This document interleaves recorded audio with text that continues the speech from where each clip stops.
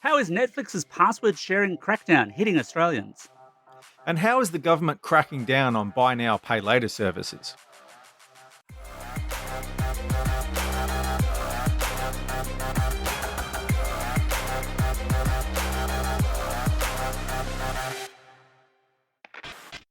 Hey there. Welcome back to Vertical Hold Behind the Tech News, the award winning tech podcast where we catch up with Australia's leading technology journalists and commentators to dive into the big tech news of the week. I'm Adam Turner, and I'm joined, as always, by Alex Kidman, a man who's not immune to the occasional spending splurge. Alex, what impulse buy did you come to regret? So this is a tough one for me to answer, Adam, because as you know, and in fact, as you've publicly said, I'm extremely tight with my money. I'm extremely He is. careful. Yeah, Um, like a frog's ass. yeah, pretty much. But I did think of one thing that I absolutely regretted. Was in New York after a trip. In fact, it was a trip that you were on as well. And I ended up at LaGuardia Airport flying down to Dallas. And I thought on an impulse, hey, I'll buy myself a cup of coffee. Ooh. And so there's bad American coffee, there's worse American coffee, and then there's LaGuardia Airport. Well, I can't really call it coffee. I mean, imagine if you took dirt and you dragged it backwards through a cat with diarrhea twice. Twice for the extra flavour. Yeah. Yeah. So That you are was what this talking was about like. American coffee. No, this was the worst cup of coffee. I'll say this was the worst thing I think I've ever even tried to drink. Yeah. Right. Well, And that's a pretty wide bar to jump, but gonna this say- was awful. the bar has been set pretty high here. And speaking of buyer's remorse, you might have heard him in the background. We're talking once again to TV Black Box's Steve Mulk. Steve, when have you experienced the case of buy now, regret later? Look, there was a Mitsubishi Magna car in my history that I don't think very fondly of. However, probably the one that springs to mind, and keeping in theme of the podcast, is I bought one of the first generation DJI Phantom drones. Ooh. And it was Expensive and crash prone. blisteringly expensive. I never lost it. It never got up and flew away and, never came back. But it was just like the battery life was crap. You had to buy a whole gimbal separate to have a GoPro hang off the bottom of it because they didn't have the camera integrated at that. It was just like I really should have waited for at least Gen 3. Good words of advice there. Ugh. So Steve's here not to talk buying advice, but actually to talk about the fact that Netflix has come good on its promise to crack down on Australians sharing passwords. We're also going to catch up with James Ayres from the Australian Financial Review to talk about upcoming changes to Australia's buy now, pay later rules. But first, let's hit the Vertical Hold rapid fire news desk. Alex, what's been happening this week? So, in exciting vacuum news, and I'm not sure that exciting vacuum news is a sentence I've ever said before, Dyson has a new RoboVac. And this one has, well, it's either an arm or a tongue, depending on how you read people's description of this thing. Too bad Stilgarian wasn't on the show this week. It's probably a very good thing, actually. So this is the 360 Viz Nav. And the gimmick here, apart from kind of Dyson levels of suction and so on, and a Dyson price point, is that it has this like little arm thing that sort of comes out. And the idea is that it can then actually get into corners, which is the classical problem spot for robot vacuum cleaners. Steve, have you joined the robot vacuum generation? Is this something that might tempt you? No, but now there's one with a tongue. I think I'm in. Yeah. Or a little arm. The robo reach around. Love it. No, I'm definitely down with it being described as a tongue. It has a much better oeuvre. Well, you'll need to save your pennies. $2,399. Ooh. Oh, I could get a lot of favors for that kind of money. you'd want to put it to work. Yeah. Honestly, you'd want it to be in the sex worker trade or have its own OnlyFans. That's ludicrous. That's okay. I'm not 100% going to defend Dyson. I will say that is the top end of RoboVacs right now. I've reviewed quite a few, and they're not alone in that price space. That's the top end of a lot of tech. Things. Oh yeah, sure. It's a lot to spend on a vacuum cleaner. I'm not gonna say it's not, but they're not saying we're charging $1,000 more than everyone else does at the top end. They're charging appropriate to the market, like it or not. The Dyson tax hard at work. That's all that is. Speaking of like it or not, Sony is getting back into the handheld gaming market. Well, sort of a bit. So it's announced this week that it's got a new handheld device. The Project Q is what it's called at the moment. I suspect they're going to change that name, but it's not exactly a reborn PlayStation Vita. Instead, it's a way to stream games to a device that basically looks like a PlayStation controller chopped in half with an 8-inch tablet jammed in the middle. So it looks like a Switch. Yeah. Yeah, basically, it's very much them taking on the Switch market, or it looks like any number of existing, mostly Android, sometimes iPhone, streaming joysticks that you can get for, in fact, streaming not only PlayStation stuff, but also Xbox as well. So And didn't streaming's the big Steam word step here. into this? Oh, they got a Sorry, Steam Adam. Deck. No, you're right. Yeah. No, so Steam, there's the Steam Deck. Asus, in fact, just recently announced the Republic of Gamers Ally, which is coming here, unlike the Steam Deck. We don't have pricing on this new Sony thing as yet, but it's going to be really interesting to see how much they think they can charge for it, given there's already a kind of existing market, and apparently it's Wi-Fi only. So unlike the Switch, you can't exactly take it on the bus with you unless your Wi-Fi's got insane kind of range. When you said streaming, does that mean it doesn't actually play games on it? You need to stream the games either from the internet or from a PlayStation in the corner? That is what streaming means, Adam. Yuck. Yes. Oh, why would you bother these days when you can get the full box and dice in your hand without having to muck around with that? That's it. Because Like people are using the TV and using the PlayStation already. But the Nintendo Switch is a much better offering, far more mature, and delivers well beyond this. Oh, what a ludicrous idea. Sony, stick your head back up your butt. Well, yeah, okay. Moving right along then. I'm not on their Christmas card list, can you tell? No. Not anymore. Adam, you discussed Milk Run dying a few weeks back. Well, it's back. Is this like one of those zombie horror movies? Is it climbing out of the grave?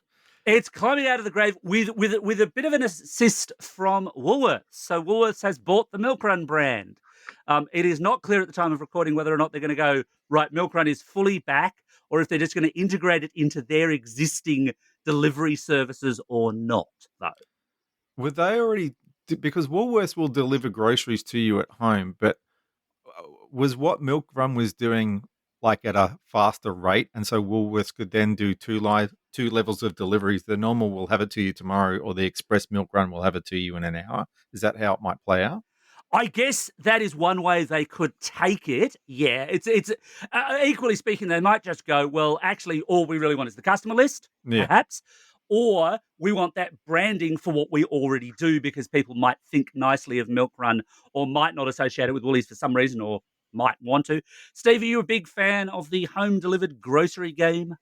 I've never done it. Like, we've done our, like the place the order and go and get them to put it in your boot thing, click and collect effectively. But we've never done the delivery thing, even through all of COVID. I absolutely agree that this is a move by Woolies to buy Milk Run's database. Nothing else. And then finally, Microsoft had a bit of news coming out of its developer conference this week. I'm going to pick up on just two bits of it because they're slightly more consumer-centric than a lot of the developer stuff that it had, which is not bad, but just very developer-centric, and we're not exactly that kind of podcast. So, Adam, you've used Windows for many, many, many years, and you would remember all those times that you absolutely definitely registered WinZip and WinRAR and every other app you needed for unpacking obscure compressed file formats, right? Oh, absolutely, without fail. Yeah, definitely didn't stay on the trial. Neither did I. I'm sure Steve did likewise. Well, the good news there for consumers, perhaps the bad news if you were the people behind those particular programs, is that Microsoft said that it's going to go beyond zip files in Windows 11 with future updates supporting all kinds of obscure and semi-obscure file formats. So things like RAR, for example, you'll be able to just unpack natively. In 2023. Finally. Yeah, it's only taken them, decades, but we're getting there. They're getting there. It was on their to-do list. You know how these things go. You kick it down the shelf a little bit. Speaking of kicking as well, though, Cortana, the much beloved assistant that Microsoft debuted, I can't even remember how many years ago now. A while ago. Cortana's getting killed in favor of Microsoft Copilot, a new AI-generated assistant that's also going to tie into AI Bing. Adam, is this just still Clippy on steroids? Well, that's what I'm actually trying to figure out because I know what Cortana is. Cortana's trying to be, like what you might know from Siri or Alexa, whereas from what I've seen of Copilot so far, it's designed less to be something to talk to like a smart speaker and more to be something that's built into the apps that you use so they can bring AI into it, like you're using. So it's almost like a Clippy thing, you're using Mm. Excel and this thing comes in and says, "Would you like help doing this?" But is now hopefully a bit more bloody helpful than Clippy. But so are they saying that Copilot is also going to be something you can chat to? I believe it's going to be a mix of both. But you're not wrong on the productivity angle. And I figure this might actually be a very smart play for them because I genuinely struggle to think of anyone I know who uses Cortana Yeah. regularly. Most people I know seem to just disable it and just go, nope, don't want it, not interested, not Mm. useful, or it's intrusive. Less intrusive and more useful is probably a good recipe. And in fact, that shifts it well beyond Clippy because let's face it, the only reason we're talking about Clippy is because back in the day, Clippy was just so annoying every single time. You look like you're trying to make a podcast. Would you like some help with that? Mm. So, unless you've been shopping under a rock in Australia, you've heard of buy now, pay later, which works kind of like credit, but kind of not like credit. And they're looking at changing the rules about how it's regulated. And joining us to talk about it, we've got James Ayres from the Australian Financial Review. James, welcome to the show. Thanks very much for having me. So, tell us about sort of how buy now, pay later works, but then particularly what it is that they're looking at changing in the way of regulations.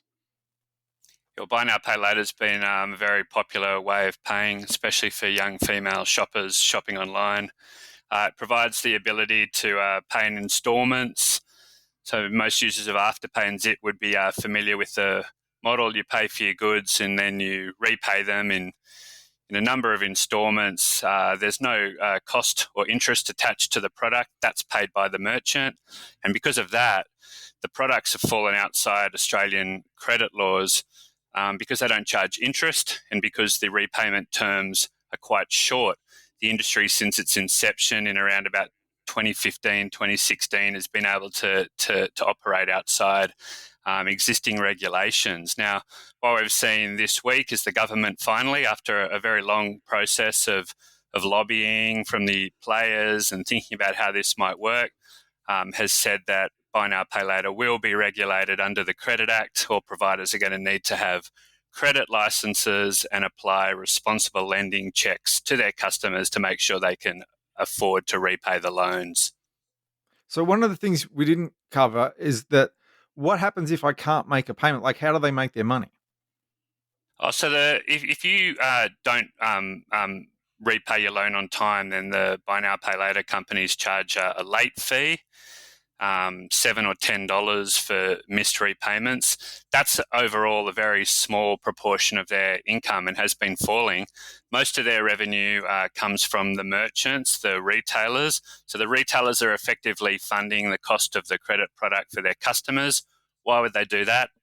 To drive more sales and to drive higher purchase baskets, they call them in retail. Effectively, customers are going to buy more stuff, buy it more regularly and spend more on it. So the retailer's actually paying up to 4 or 5% of the cost of the goods back to the buy now, pay later companies in order to provide the customers with the credit product, and their revenue is effectively coming from the retail sector. So effectively, it's a volume play. It's about the quantity of stuff they can push through in order to get some level of profitability for that retailer, yeah?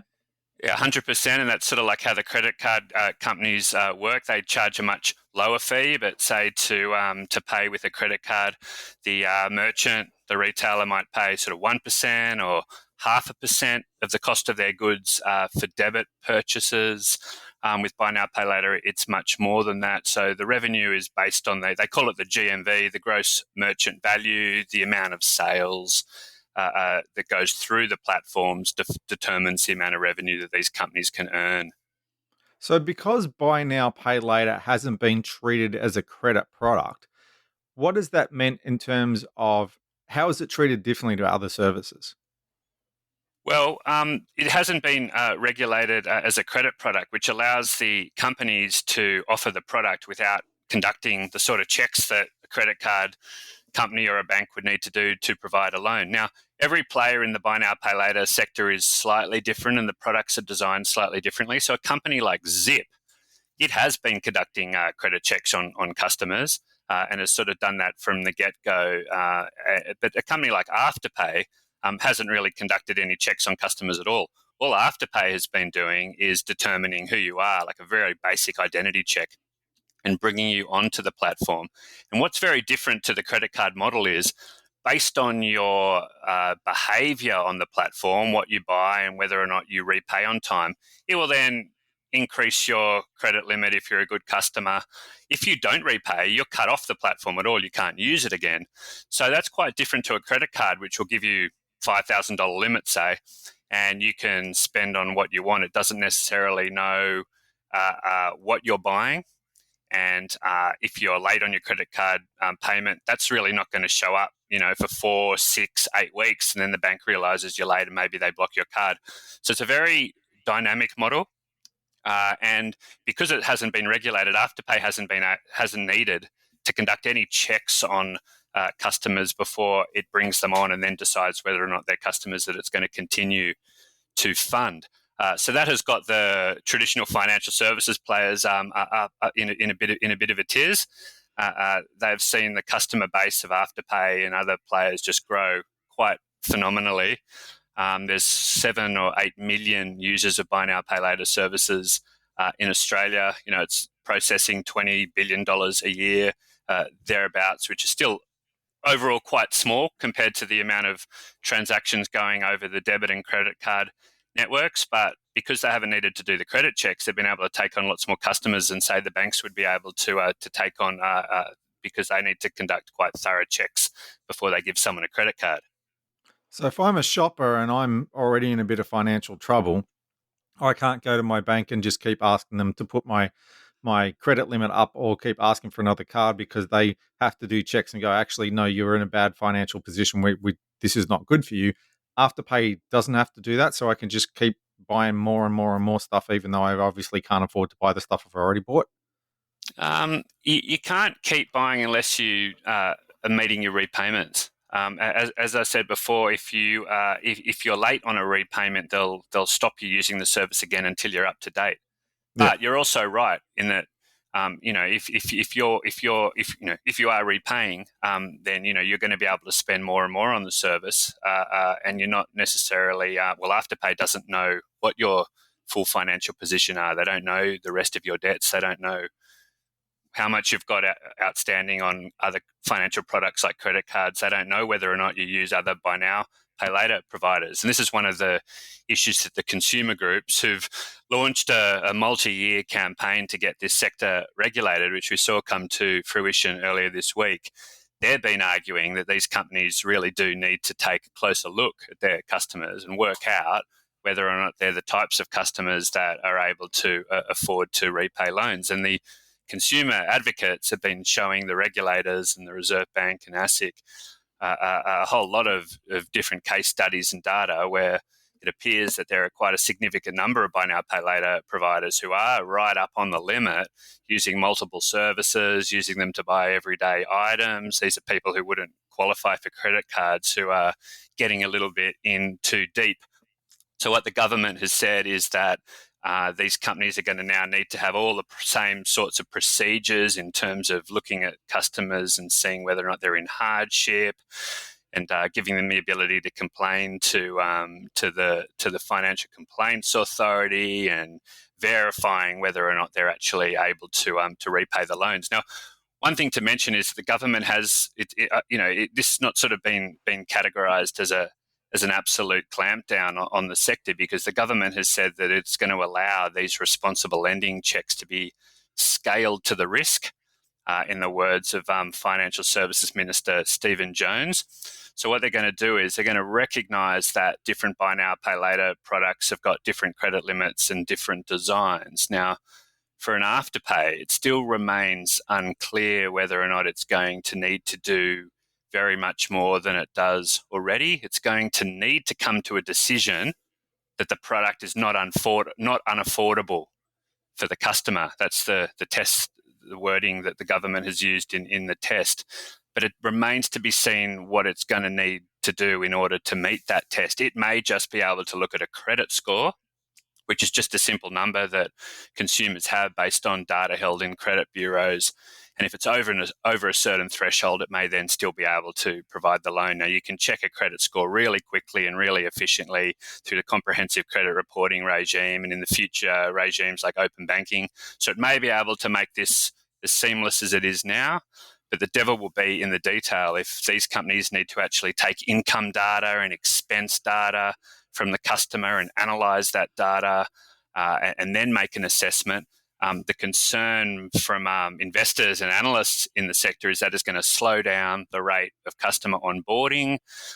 One of the things that have made these companies so successful is that you can basically apply for Afterpay credit online in the shopping basket on the online retailer for the first time, get the credit by the goods, like all within minutes.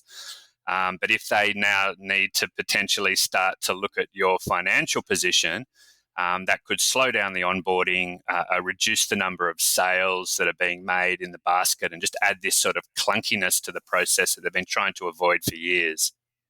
Yeah, I was going to say, I've worked in a couple of places where I've known fellow workers who were using these kind of systems reasonably responsibly. They were making their payments. They were kind of intelligent consumers. But they all said, oh, look, we use it basically because it's so frictionless, because it's so easy to do.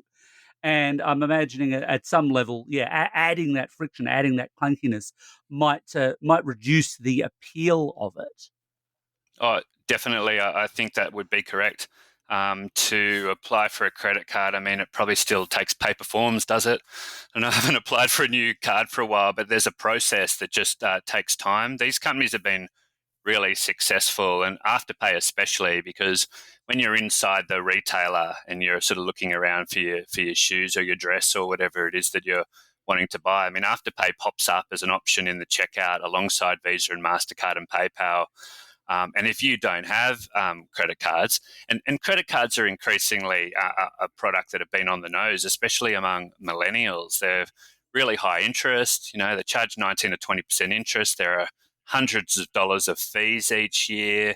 People don't necessarily trust themselves to be able to sort of spend properly using them, given the credit limits are so high. So the products themselves have sort of been credit cards have been reducing in popularity for several years now. So now you might not have a credit card.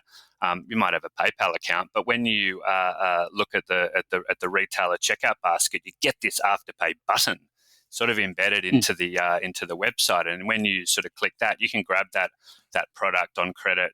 You pay 25% up front, and then you pay the next 75% over consecutive fortnights, sort of for a 6-week repayment cycle, without any checks at all. So it's really a product that's been quite popular, especially with younger people. And interestingly, a lot of the retailers that we've spoken to are pretty popular, pretty happy with it as well. They don't like having to pay the amount of fees that is attached to the product, but they also see that it's something that might make that consumer buy there and then. And we spoke with lots of users of Afterpay who've maybe you'd buy a dress, but because Afterpay is available, maybe you'll buy the belt and the hat and the shoes all at the same time, and therefore increase the size of the shopping basket. So the merchant ends up being pretty happy. They're selling a very high margin product. Margins on fashion and stuff could be 100% or more. So the 4 or 5% cost back to Afterpay is actually more than made up by the markup on the goods itself. Is this decision a surprise? Because we've been talking about it for a while. Like, how does it line up with the rules in other countries?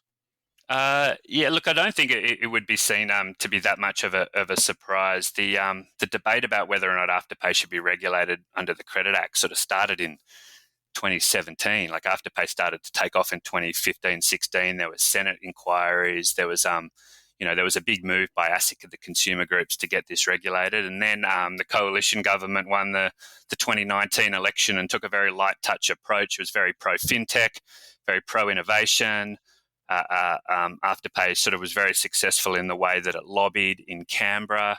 So the government sort of took a pretty light-handed approach and let it continue to grow. In terms of internationally, it's grown absolutely massively. Afterpay has more customers in the US than it does in Australia, more sales in the US than it does in Australia. It's in Europe. What are the rules over there, though? Are they forced Well, they're to do looking back credit to checks? Australia. They're looking back to Australia to sort of set the precedent here. All the regulators around the world are seeing buy now, pay later grow. It's growing off a very low base, but it's continuing to grow, and they're watching that, and they're sort of looking to determine, what the regulation model should be. The UK has said that they're going to regulate buy now, pay later as credit. But because this product was effectively created in Australia, Afterpay sort of invented this model in the technology sort of smartphone and online shopping era. In 2015, I think it was. The sort of concept of lay-by has obviously existed for a lot longer than that.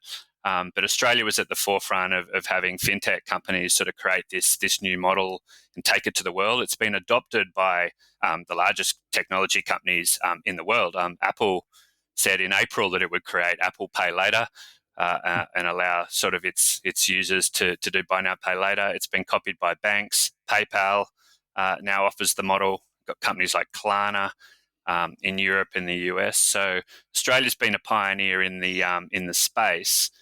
And now regulators are looking to Australia to determine what the regulation should be. So, how, from the consumer standpoint, though, how global are these services? 'Cause I would have said you're not wrong that there is a risk associated with a credit card, as there is a risk associated with any financial product. But I would have said one of the advantages there is if I've got a Visa card or a Mastercard or whatever, and they advertise about this endlessly, I can take it to Puerto Rico, or I can take it to Brazil, or I can take it to Europe and pay for things. Can I rock up to my hotel in Amsterdam and say, "Yeah, I'll put this room on Afterpay"? No.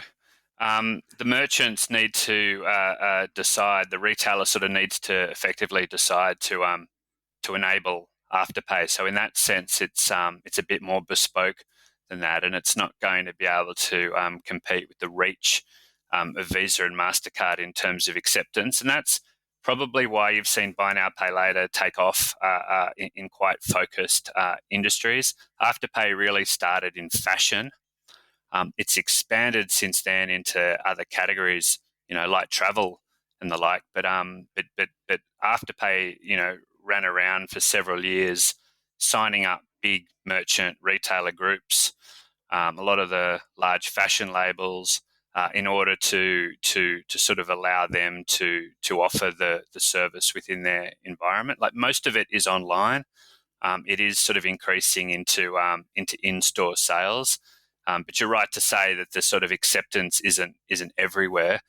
There have been some changes to some of the models in recent years, including Zip, where they're trying to sort of facilitate sort of wider acceptance over the Visa and Mastercard rails. But it's more a product that the retailer is in the position to decide to enable it and need to then contract with Afterpay to pay Afterpay's fee in order to enable it. One of the interesting things in that regard is that Afterpay has also sort of created a directory, and a lot of it's the value of the company sort of is going to come from its ability to drive search back into the retailers. What was surprising to a lot of the guys at Afterpay, the co-founders of Afterpay, was how popular their shop directory was.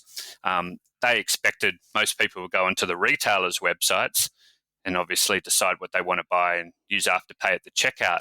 But what started to happen is that shoppers went onto the Afterpay app and scrolled through all the different retailers that were offering Afterpay within Afterpay's application, and then decided what to buy and went through to the shopping experience. So in that regard, Afterpay sort of sees itself as being more of a retail shopping platform that's sort of driving sales into the They retailer become the base. gatekeeper a bit.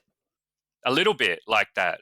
One of the reasons that that Block, formerly known as Square, the technology company run by Jack Dorsey, the co-founder of Twitter, they bought Afterpay in a mega deal. And one of the things that was attractive to him was Afterpay's ability to drive sales back to merchants through its own network. So it's always seen itself as a platform rather than a credit product. So I'm wondering here if there are some analogies with like Uber. Uber came in where they were in, let's just be generous and say a legal grey area. They disrupted the market, and then eventually the regulators started to say, okay, we need to bring you into line with how everything else works around you. Afterpay and the others have sort of done the same thing. They've kind of come in through a little bit of a loophole, tried to cut the credit card provider's lunch, and then eventually the regulators would say, all right, well, you've established yourself. We're not going to say you can't do what you do, but we've got to make a way for you to fit in with everybody else. Yeah, it's not a bad an analogy. It's not one that I'd kind of thought of before, but you did have Uber entering the market and deciding to sort of put a product outside regulation, which obviously caused a lot of drama with the taxi drivers who held very expensive taxi licenses. But I think, the success of Uber is probably driven by just the seamless nature of the service, and it's just so easy to use on the phone. And I suppose in Afterpay's defense, it's sort of entered the market in an unregulated fashion. Didn't necessarily sort of do that deliberately as a form of regulatory arbitrage. I think the issue was more that the existing credit laws didn't see it as credit because it wasn't charging interest, and it was sort of a new product to sort of work that way, not charging interest and really short repayment terms, which is just different to other products in the market. But nevertheless, it was launched outside the existing regulation, really popular because it doesn't have any fees and is easy to get access to because they don't conduct checks on the customers. So became very popular and started to grow and grow and grow. And then the regulators sort of took notice and said, well, what are we going to have to do here? We can't put in a heavy-handed approach that sort of blows up the model because, you've got millions and millions of people using this and using it relatively responsibly. I think it could be argued, despite concerns that have been raised about some vulnerable customers getting into trouble. I think overall the vast majority of users are repaying and see it as a better alternative to credit. So therefore the regulators sort of need to work out, well, how do we regulate it in a way that's fit for purpose, that allows the businesses to sort of continue to do what they do, but also make sure that there are just minimum checks that are going on, licensing, complaints procedures, and affordability checking that allows it to be used in a responsible way. And, some have argued that these regulations that we've seen last week, while they are targeted at Afterpay and Zip and the very big players in the market, they're also targeted at copycat sort of followers, to make sure that less well-governed companies, don't come into this space and sort of ride on the coattails of the larger providers and cause trouble for customers. So I think it's sort of like the government has landed, what's been seen as a pretty pro-innovative balance here. It wants the thing to be regulated because it's got big enough now that needs to happen, but it's not showing itself to be so heavy-handed that it's going to reduce competition and innovation, which it's actually quite supportive of. Enjoying the show? That's great. Don't forget to subscribe, which you can do on every podcast platform you've ever heard of. Just search for Vertical Hold or go to our website, verticalhold.com.au, where we've got handy buttons for every single podcast platform.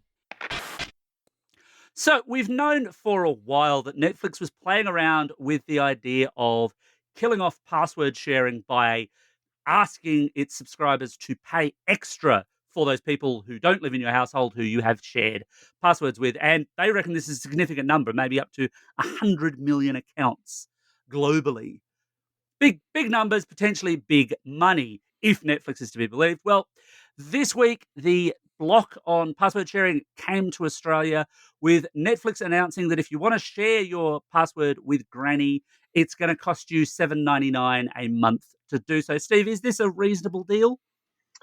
Well, it's only a problem if Granny lives not with you, right? Like if Granny lives in the same house as you, You're They're paying a not high going to. price already. Yeah, mate. Netflix are going to start paying you $8 a month. Yeah. I don't think it's unreasonable. And of course, what we're frankly looking at is somebody in Netflix's executive level went, let's pick a number between 1 and infinity that we can charge our customers for, air quotes, stealing our service. And if they settled on $8, they settled on $8.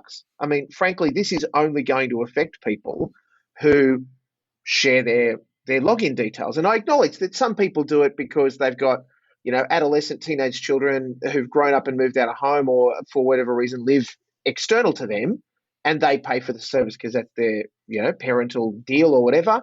Or groups of friends that go, well, I'll subscribe to Netflix. Alex, you subscribe to, Binge, and Adam, if you subscribe to Stan, and then we'll I all was going to share our take Presto. accounts.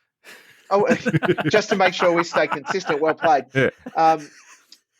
But if we each subscribe to our own thing and then we share the accounts, all of a sudden we're getting 3 for the price of 1, but we're each paying for a service. And for Netflix to do it, it's no great surprise, right? I think we talked about this last year when they first floated the idea. I think the reality is now for Netflix to say it's coming to Australia, it means, hey, the rest of the world, gird your loins, start, sorting out your Netflix account. So I find that price point kind of interesting, though.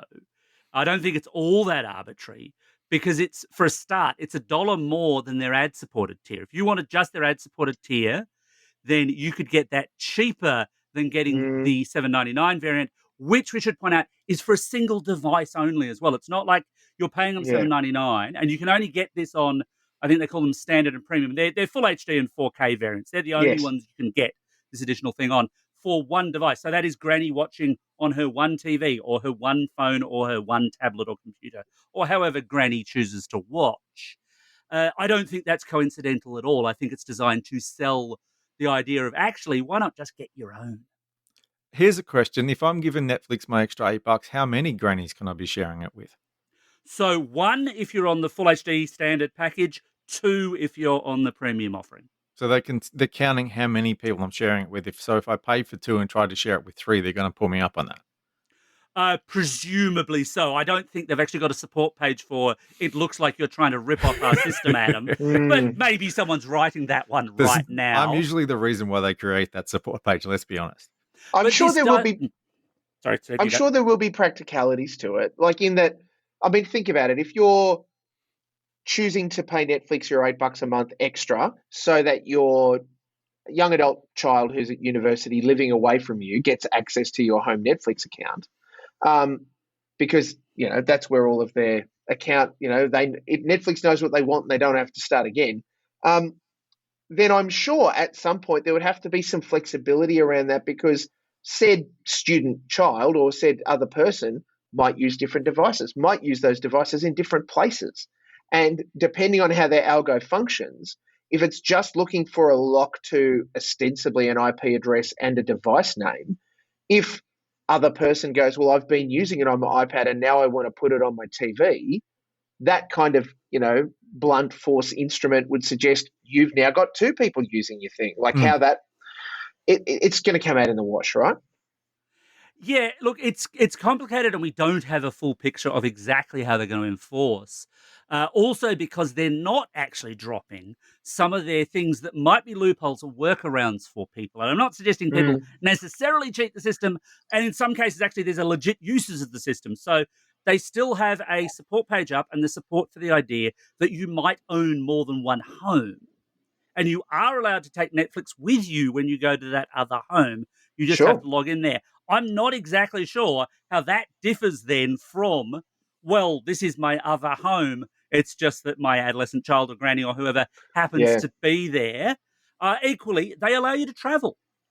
You do have to sign in once every 30 days on a Wi-Fi connection to do that, which is not unreasonable, and they've had that for a while, I'm pretty sure. But if you can travel, at what point does the algorithm decide, especially if you're taking a longer holiday, hang on, you're not actually traveling, you're actually borrowing, this service or that service?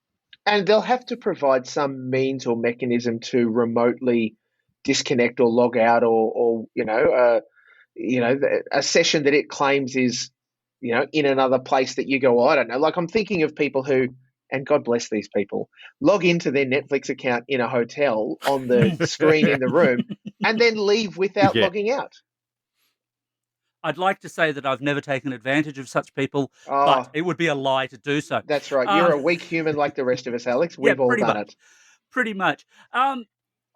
So the experience from some of the trials and some of the screenshots I've seen there suggests that it's fairly blunt. It's fairly much it looks like you're trying to use this on a continuous basis, but you need your own account or you need the account holder to pay for an additional thing. So I think it's a fairly brutal shutter when it does happen. This is a competitive market, though, Steve. Yeah. What do you think this is going to do for Netflix's numbers? And are Netflix's competitors in this space going to go, well, if they can do it, we will? Oh, there is no question that your Prime Video, Disney Plus, even Stan here in Australia and Foxtel would be paying very close attention to numbers that Netflix will make up because they're not going to fully reveal it because it's all commercially confident stuff. But they would be wanting to see the practicalities, how the market responds, what that's actually going to look like. And it may even prove to be a great point of difference if someone like a Stan or a Disney Plus, as two examples, choose not to go down this path. Now, we all know that certainly someone like Disney is absolutely likely to go down this path because they've followed suit with the ad-supported tier in the same way. Stan, however, being just a little Aussie thing, this is a great opportunity for them to stick their finger up at the big boys and go, well, look, we're kind of okay with it. We want to encourage our supporter base and our subscribers to use our service and to share the great Stan original content that we have available. I think, look, there are bigger issues to hand for the streaming industry, and that is shrinking numbers of subscribers, given the current issues around inflation, cost of living, and all of those sorts of things. All of these subscriptions absolutely have to be considered, premium when it comes to, do we pay the mortgage, or what are we going to eat this week? And so to that end, they are the first to go in that context. And good news, kids! You're eating episodes of Stranger Things this week. The Office, you'll really enjoy it. Does that mean that they've picked the worst time to be doing this? Wouldn't it be better to do this when people are flush with money and go, oh, yeah, I can afford that? Look, yes and no. I mean, there's no good time to introduce an extra tax, is there? True, but there's definitely a bad time, and it's probably now. Yeah, now's probably not great, though I think they would probably offer, poor little Netflix, we don't have enough money. How are we going to make the next season of whatever, particularly in the midst of the writer's strike? Please help us. Send your money to Netflix at, yeah. And the thing is, in 6 months, it could be worse. It could be a worse position, and they could be looking back and going, well, we're glad we at least did that then, not now. Crystal ball gazing is always a bit dangerous. They're also pushing, if you dig into their support pages, much more strongly on this concept of the Netflix household. The Netflix household is basically how they determine that the devices you're connecting up are actually within your physical dwelling place, I shall say. I've had quite a few arguments with people online about what their household comprises and how they'll complain to the ACCC. And I still feel as though an individual complaint to the ACCC probably ain't going to do much. At best, you might get a pro rata refund out of Netflix, but it feels like you'd be tilting at windmills to care. me. They're not going to care. But do you think we might see a regulatory position on this? Because that's where Netflix might care. If the regulator says, well, hang on. I do have some thoughts and a position on this, but I think it's fairly well publicly known. I'm curious as to what your thoughts might be. I think that all the streamers, and particularly Netflix, employ very good lobbyists. And it would be a very difficult position for any government to suggest to a business that they can't protect their IP and their means of doing business. Yeah, because they're trying to stop people breaking the terms of service from when they signed up. So it's a bit difficult for the regulators to tell them they can't do that. They're not trying to rip people off. They're trying to stop people ripping them off. And they're relatively, well, yes, we've already said that there's some detail where it'd be nice to have some clarity. They're relatively upfront about this stuff. Yeah, and that's it. I mean, Netflix have not been short or slow in updating their terms of service and making sure that you'll get that nice little email that says, we've changed some things. Click on this link to go and read 17 pages of HTML in very, very small 8-point font.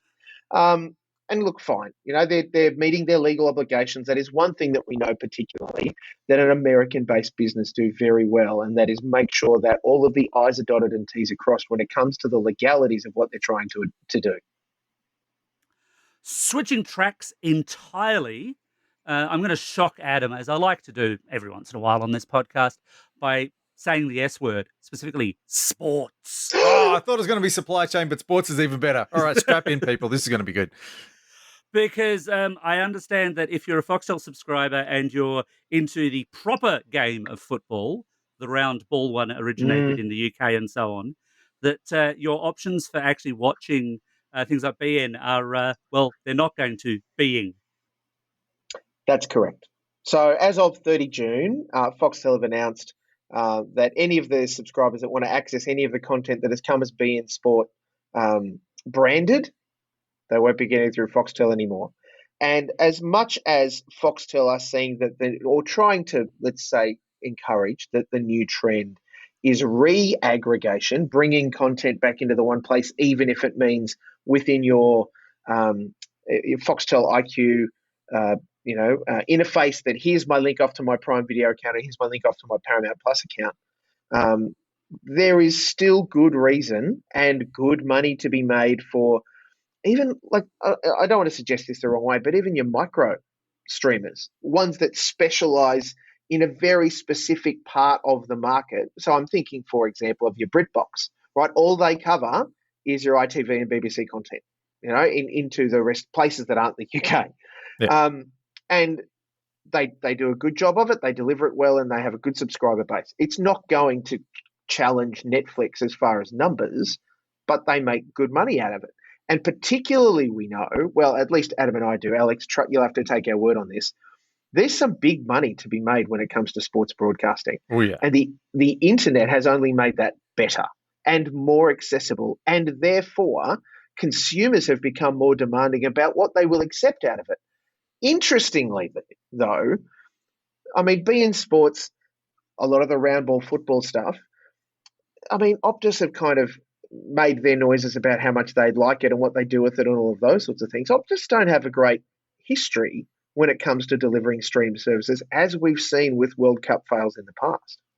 There's talk that Optus Sport might be going out of business completely. Are there rumours about that? They might be getting out of that sports streaming? At this point, I'd say it's just that. It's a sizable portion of that bit of Optus's business. It does good money for them. Yeah. The challenge for Optus, as with any organisation, is when you don't own the content to create it and you're buying a license, the person you're buying it from can just go, so this month, we'd now like to charge you 7 ivory back scratches and not the 4 that we have been. Or it's time to renegotiate and we're getting a better offer, or we're making it a competitive bidding process, or whatever. And unless you have the deepest of pockets, a la Foxtel with their HBO agreement, at some point you just have to say, we can't do it. And so that ends, and then people in the, consumers in the market freaking, Optus are dropping this and why can't we, blah, blah, blah. Sometimes that consumers are quite generous and recognize that there are commercial realities. And sometimes consumers are dead set idiots and don't recognize that in a commercial post-capitalist society, if the person you're buying the service from can't afford to sell it to you, then you'll need to go and find someone that can. And if no one else wants to buy it, that's like their problem and a you problem, not just a their problem. So can you subscribe to BN directly in Australia? You can access the BN Sports stuff via your Fetch set-top box if you've got one. However, that adds into that kind of channel pack process that they have. I don't believe, and I'm happy to be corrected, I don't believe that you can access just the BN Sports service independently, separately as a streaming thing. Okay, so I did a tiny bit of research on this. Tiny because, hey, it's sports. It's not my department where everyone knows this. But you will apparently be able to subscribe specifically to BN Sports. But you can't now. You can't currently, right. and you'd have to be. I mean, you'd have to be keen. I imagine. I'm not sure what other sports they offer, but they're running $19.99 a month, or annually for just under $240. Jesus, So you'd have to really like your round ball. And some people do, Yeah. and that's fair enough, and maybe that's great value. But that is the other way that you're going to be able to get it. I'm not sure how that ties into how that ties into Fetch, which I believe is retaining BN as part of its general or one of its packages. Yeah, it would be interesting to see the outcome and whether or not we're going to get the same kind of press release from Fetch to saying, unfortunately, blah, blah, blah. It could be part of the exclusivity deal around what it's meant for Optus and therefore what BN, maybe it's come out of, and I say this without knowing, BN wanting to go direct to market rather than through a secondary thing. And Optus went, well, we're not going to play with that. And Fetch Foxtel, I went, think you mean. sorry, Foxtel said, we're not, I've got Optus on the brain, sorry. Foxtel said, we're not going to play with that. But Fetch said, well, we're happy to play with that. The other thing that's long been particularly in round ball, is the ability to watch illegal streams online, sometimes coming out from places like China, which I would imagine is there for a lot of sports, but that's the one that it's big enough and it's got a global enough coverage that it's actually worth people putting on those illegal streams. You haven't heard much about it lately because there's been so many other ways to watch things. But do you think, as with all piracy, as the legal options either go away or become harder to access, that people will go back to that kind of stuff?